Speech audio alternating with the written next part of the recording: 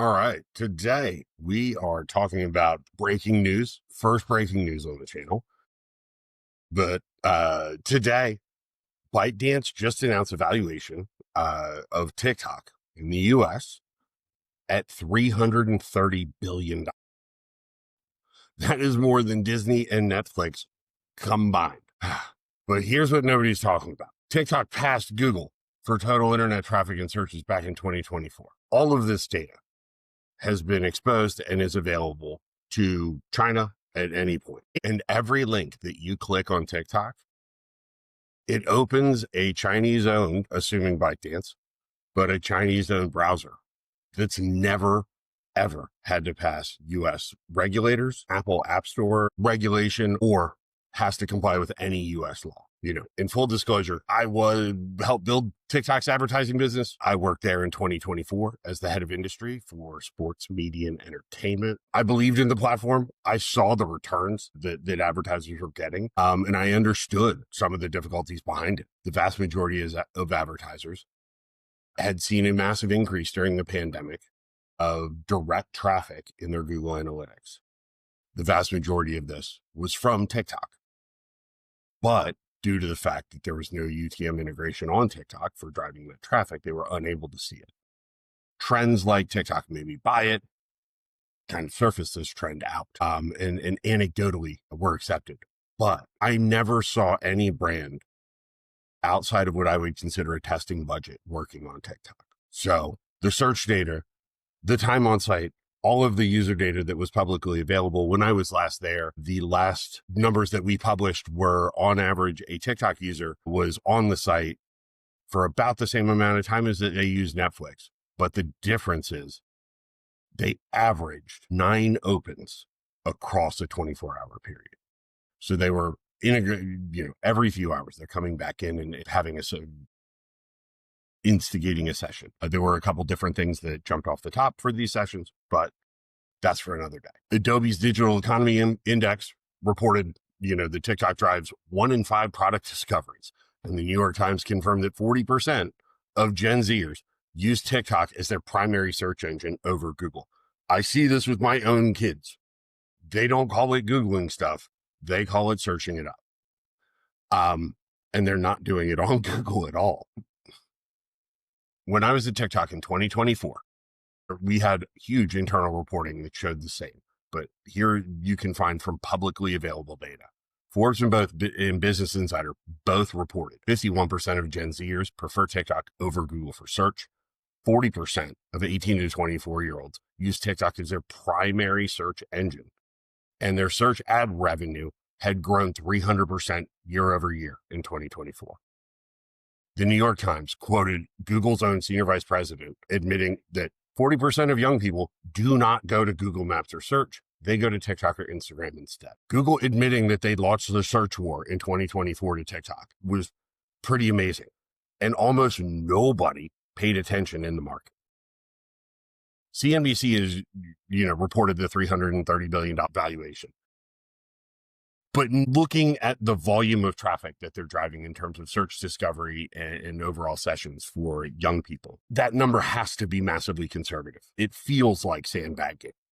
When you control search and commerce in one app and enable a huge portion of these users to never actually leave the app in order to transact, you're able to extract and extrapolate massive amounts of data. According to eMarketer, in 2024, TikTok influenced $33.8 billion in consumer spending, with TikTok Shop projected to deliver about $17.5 billion.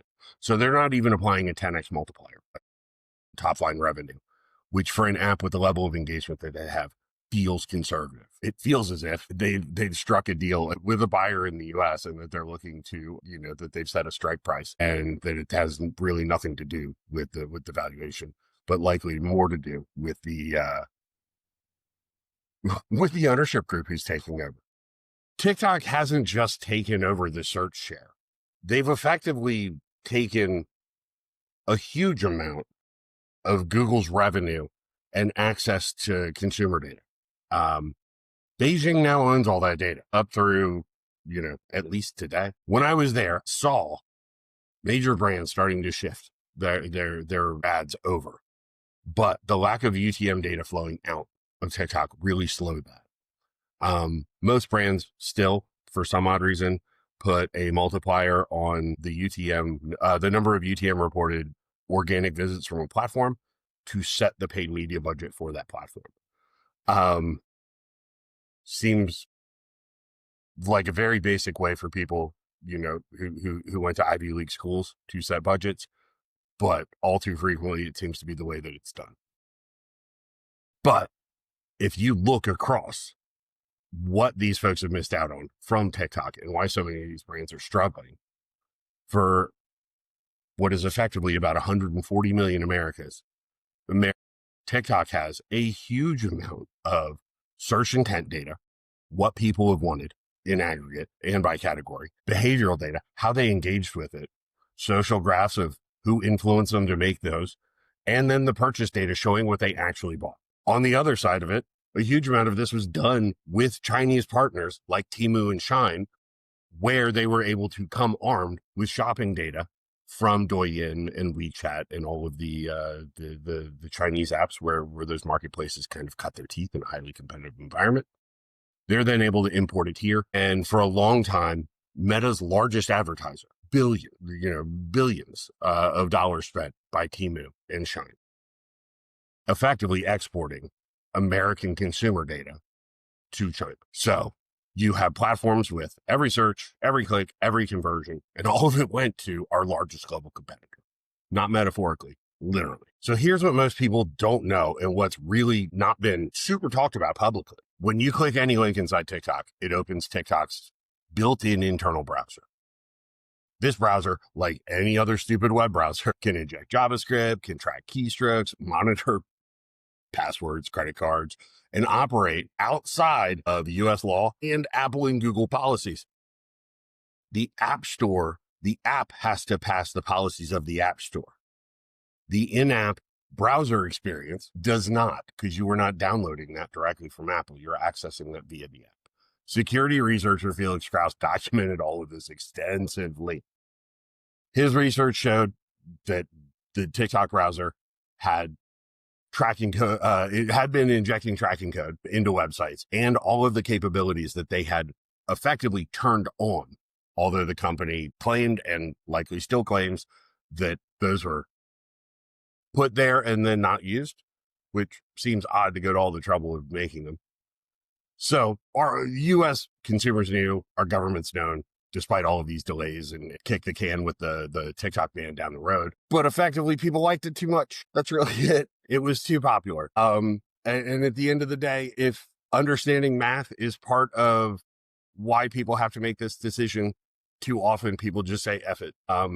At least in my experience. So for search data, according to Cloudflare, back in 2024, their year in review, TikTok became the most visited site globally, passing Google. That's just the start. So they haven't passed for visits and searches in the same year. But people on TikTok are searching these same sorts of things that people for years have been searching on Google. We're incredibly lazy as a species. And what ends up happening is that once you get comfortable searching for product reviews and restaurants, any sort of local near me searches, you're less likely to use multiple tools to answer those questions. And consumer behavior during the pandemic shifted greatly into preferring video as a response. To do, OpenAI and buying Yelp reviews and all that shit degraded the value of text. It could be paid for. A lot of it was incentivized. And so search engines began devaluing it as well. Google and Instagram posts and YouTube Shorts as well started showing up as search results for Google back in 2024. Because they're tied to quarterly revenue patterns, they effectively have to chase consumer intent. And because consumer intent was outpacing how quickly they could develop YouTube Shorts, they lost a huge amount of volume over to Instagram and TikTok. And they're regaining quite a bit of it with Shorts and with YouTube for a handful of reasons. I'll likely do another video later on YouTube. But effectively, we have taken all of the things we like to do in terms of political searches, product searches, economic behavior, health profiling, and exported it to our largest global rival for free. Sensor Tower reported TikTok was installed 733 million times in 2024.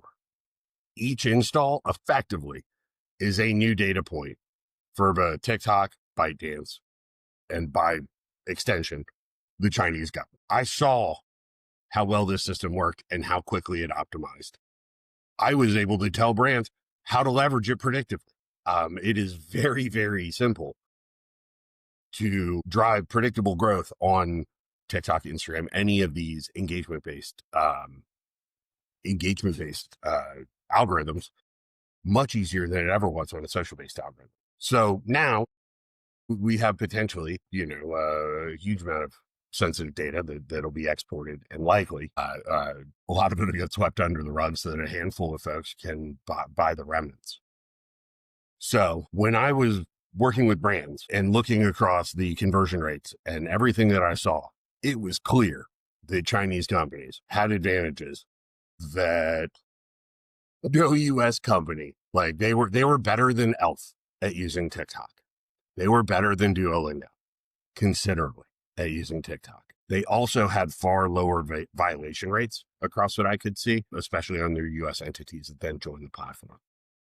They actually had their own bespoke teams, fashion, beauty, and health, that would specifically reply to these large-scale advertisers, and they were separately managed, much in the same way that Amazon was, with its own team, not on a verticalized team.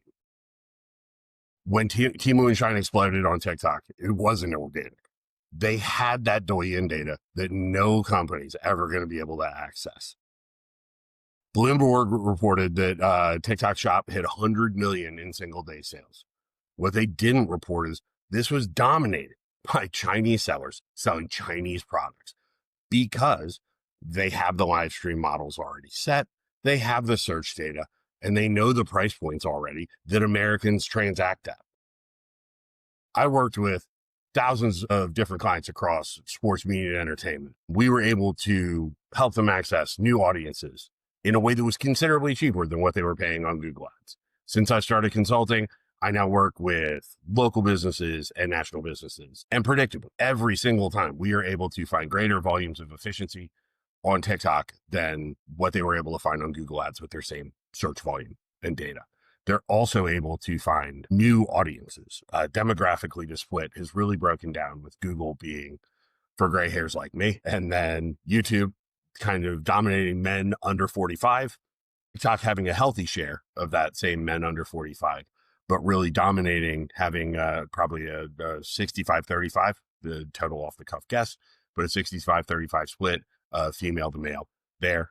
And then women are split a little bit differently, with women over 40 tending to prefer Instagram and women under 40 tending to prefer TikTok as a primary. So you're able to now effectively go to these small businesses and predictably drive them results. And this aligns very much with Capterra's research that 78% of small businesses are using TikTok and for marketing, and 56% saying it's their primary discovery platform. These are US-based local small businesses.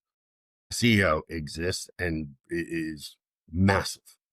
Every local search, coffee near me, plumber in Austin, maps economic activity in real time. All of these business accounts have location tags enabled, and all of that search data and transaction data, because the GPS there as well, they're able to see which stores are most effective at driving. We were thinking while we were inside TikTok, we were kind of democratizing and leveling the playing field against the search giants. But in actuality, we were helping China build a map of American commerce and also a list of U.S. credit card names, all in, for a $3 t-shirt. I left TikTok at the end of 2024 because both it was not a culture or a product that I wanted to be inside of anymore. And additionally, I saw the opportunities that were coming out of it. The Wall Street Journal reported that TikTok has 170 million users in the U.S. It's about half the country.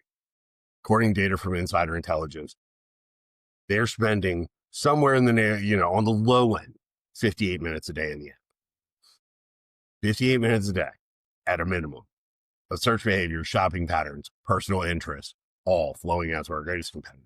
And it's very concerning to me that it seems like we're going to steamroll into another 90-day advancement, and likely an IPO with an American buyer in a way that's not going to benefit the American consumers in any way, shape, or form. So, at some point, the U.S., I know we're having a hard time agreeing on anything at the moment, but ideally, simple legislation that would force TikTok to only use native browsers that are approved in America, require U.S. data storage with real audits by U.S. chosen auditors, transparent algorithm reviews done as well, and transparency on the settings and injection capabilities of their internal browser, and search data firewalls as well. Those things would all make people a lot more safe. Now, for businesses, TikTok is a massive source of traffic and likely will continue to be, whatever your concerns about data security, much in the way that hiding your content from generative AI won't really protect it. If this is the primary search engine in the US, unfortunately, data security becomes a secondary concern to business survival due to discoverability. So get on the platform and understand how the users are there, how the users interact, and begin amending your content. Plan for SEO. Your FAQs should live on TikTok. They're going to be searched up. You need to build your own audiences. You need to own your first party data and ensure that any sort of audience enrichment you do is done off platform, both for Meta, TikTok, Google, any of them. Anybody who's charging you for ads, probably a bad idea to upload your raw data file to. And then additionally, prepare for some of the sudden platform changes that could be coming. I'm not 100% what will happen with the upcoming ban, but the repeated kind of pushes and the fact that they have very quickly and quietly kind of set this valuation is concerning. And so I in ways I helped build and certainly got to see TikTok's dominance in search, for the past 5 years or 4 years, for the past 3 years, I've been teaching brands to shift both their organic and their paid media spend off of Google onto platforms where more discovery is happening, like in TikTok. I was not shocked at all when TikTok passed Google in traffic, but our regulators have been asleep at the wheel. And in some ways, we've given away digital sovereignty for high conversion rates. Has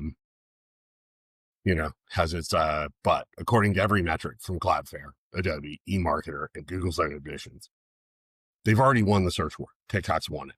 The question is whether or not China's going to be able to control or influence American search behavior.